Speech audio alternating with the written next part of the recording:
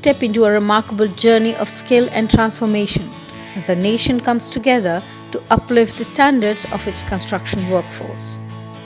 The Ministry of Public Works and Public Housing took a monumental step by organizing a simultaneous competency and certification test.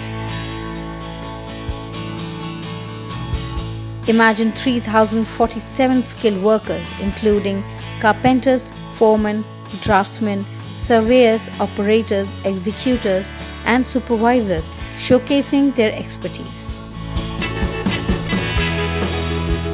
It wasn't just a test, it was an opportunity to enhance their skill and secure their futures.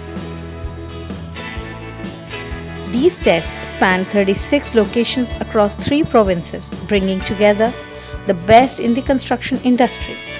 Thanks to their dedication, this initiative not only set a record but also paved a way for these workers to improve their quality of life.